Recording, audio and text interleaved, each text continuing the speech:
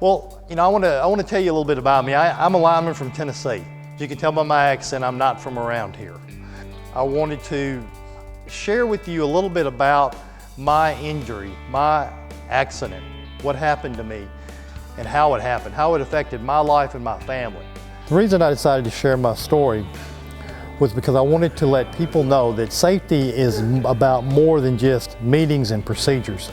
It's a very personal thing. It's about sending people home safe every night. I decided to tell my story because I wanted people to understand the things that can happen to them as a result of taking shortcuts, being complacent, and getting distracted in the workplace. And my session is more about the audience than it is about me. I want them to see a couple of pictures that I have that shows what the amount of voltage I took can do to the unprotected hand. It's not gory, it's not graphic, it's just a picture of what can happen to you if you take a shortcut. And I had both of my hands sitting in my lap. I'm sitting here looking at them. And I've got a picture to show you what they look like. It's not gory, it's not graphic, but it does show you what 13,000 volts will do to the unprotected hand. That's what my hand looked like laying on the operating table before they ever did anything to it, before they cut it off, before they did anything. As a result, no, I do not consider myself a victim. Everything that day was under my control and in my responsibility, and I take responsibility for it, and that's where I am today. I consider myself to be fortunate in the fact that I survived.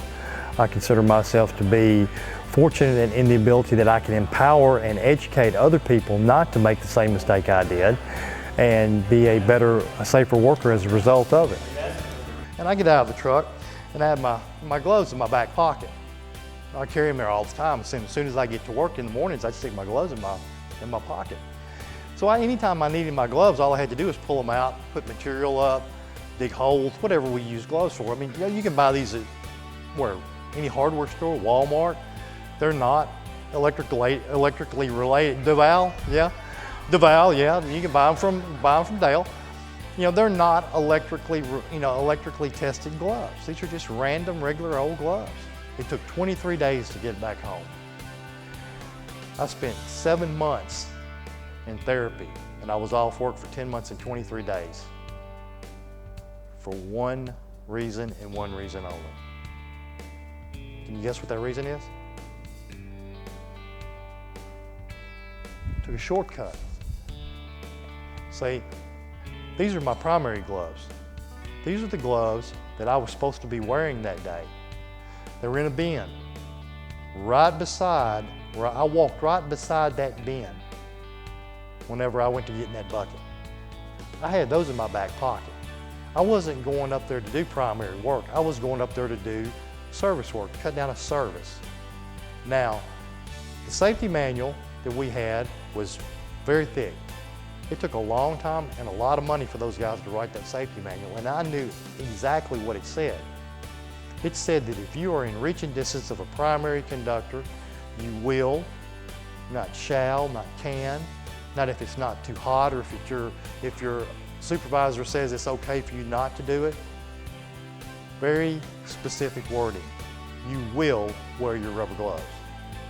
And I walked right by that bin and didn't get them on purpose. I left them in the bin. I got up in the truck. I didn't call for them. He would have given them to me. The guy would have got them out of the bin and given them to me if I would have asked for them, but I didn't do it. So I sat and I had to go to the hospital and spend 23 days and lost both hands because I chose to not wear my personal protective equipment. That was a really bad choice, wasn't it?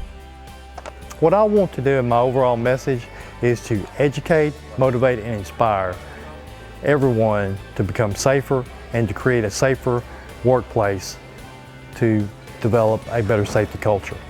My presentation is geared toward everyone, general industry, utilities, construction, it doesn't matter. Safety is about everyone.